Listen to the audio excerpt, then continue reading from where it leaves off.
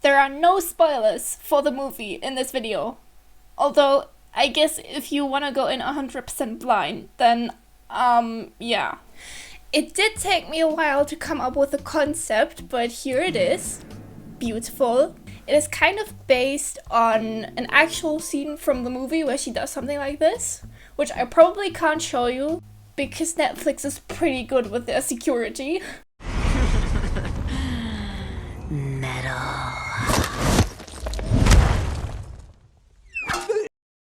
So with this little ugly concept in mind, I started sketching, and I decided here to just kind of skip over the whole sketching process and just get over with it really quick, because trust me, I didn't want to be there. So this is going to go like super quick in around 20 seconds. And as you can see, I drew Nimona down there doing her little metal sign. I did also put Ballista up there in the corner, sort of being all shy and everything. But yeah, that's already it. This is how it looks. Moving on to the line art. And I think a lot of people don't really like line art because it is hard. But honestly, with this piece, I gotta say, it was almost fun. And it went surprisingly well for me. Like, I'm actually kind of proud of it. It's like, my goodness, what have I become? It was kind of difficult finding references for any of the characters, to be honest, but especially for Ballista. So I kind of had to freestyle it a bit. I think it's somewhat correct, but I'm not sure.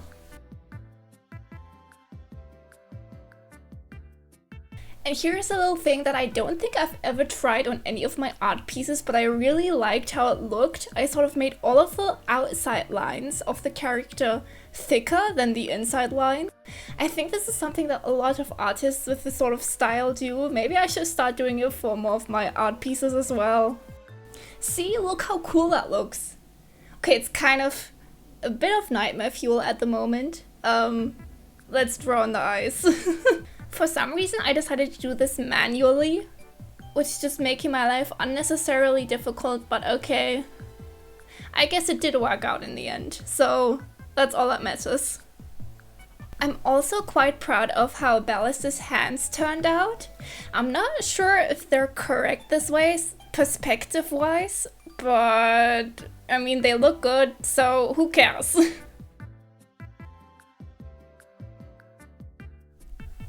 And here is what the completed line art looks like. Again, I am super happy with how this turned out.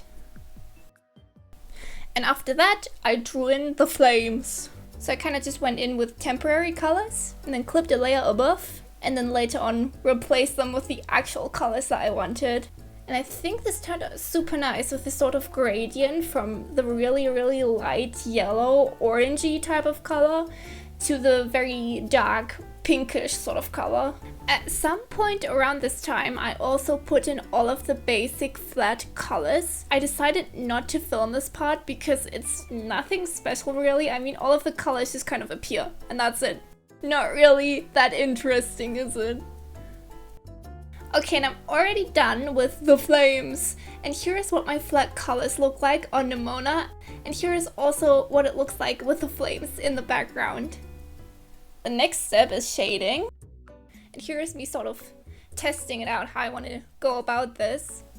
What I did is I basically picked all of the colors from the flames in the background, and then I clipped a layer above my basic color layer and set it to multiply at, I'm not really sure, a really weird percentage. I can't remember why I decided to go for this percentage specifically. I think it was like 78% exactly, but I guess looks good. And this was also really interesting because the flames are behind her, right? So that means the lighting in this is coming from behind her. And I gotta be honest, for a second, I wasn't so sure if I would be able to pull this off, but I think I did it in the end. And I think this is truly a trust the process sort of situation, because right now when I just lay down like the basic shapes with the colors, it looks quite strange. And it also looks quite strange because I haven't shaded anything else yet, but I promise you it's all gonna come together. Right now it kind of looks like she forgot to apply sunscreen in her face specifically and she has a really bad sunburn there. But it's gonna get better, I promise. Looking at it now, it seems so obvious, but I didn't notice it until now in the process that her nose is kind of uneven. It's just a little tiny bit to the left. Yeah, if you've been yelling at me about that the entire time, I'm coming in to fix it now. By the way, if you are curious and you can't read it because the text is too small, I am using the Painterly blender for all of this.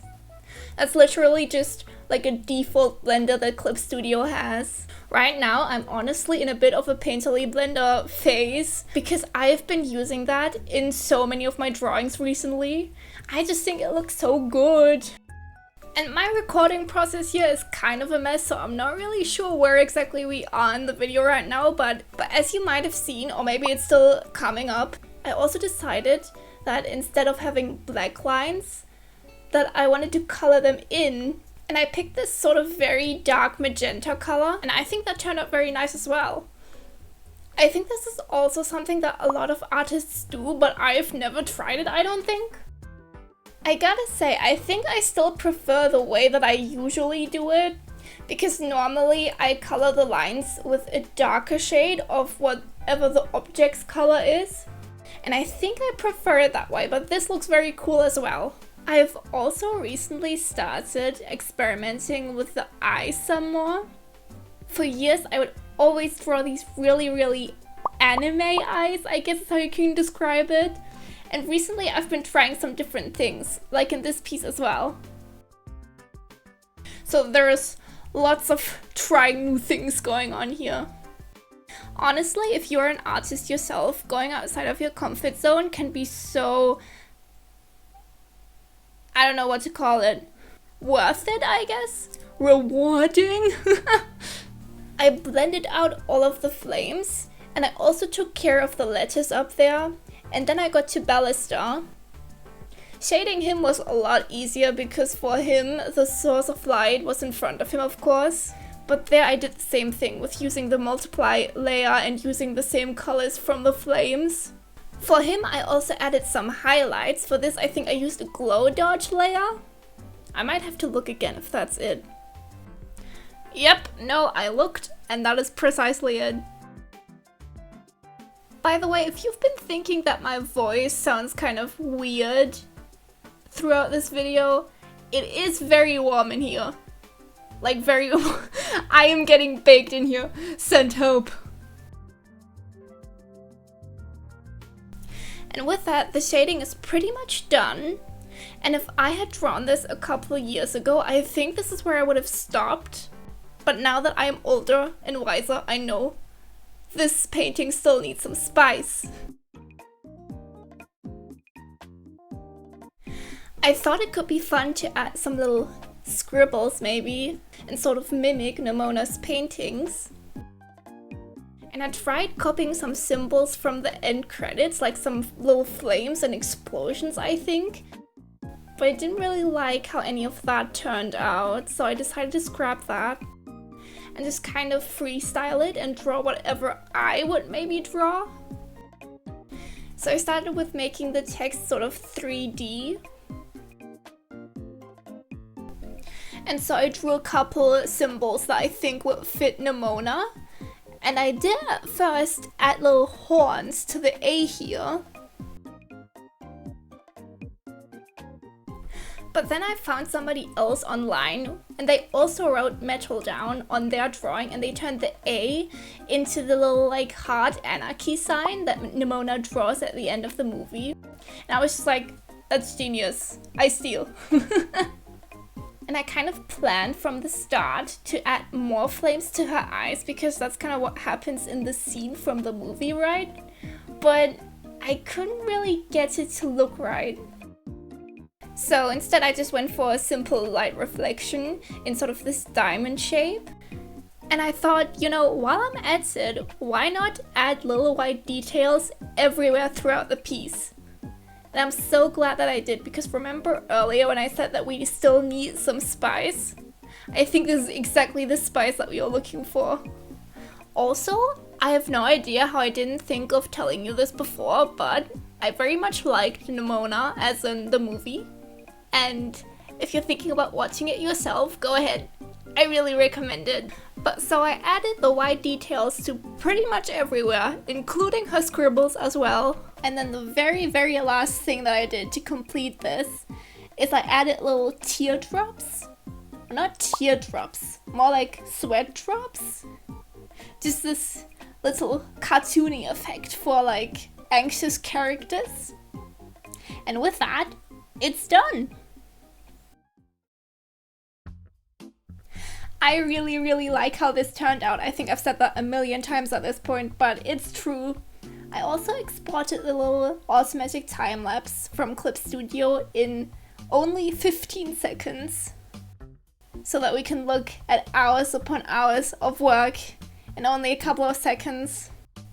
And also here is a comparison with spice and without spice. With spice, without spice. See? It's so much better.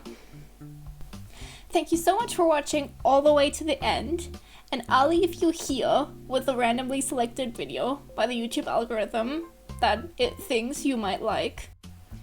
And yeah, go watch Nimona on Netflix. Bye now!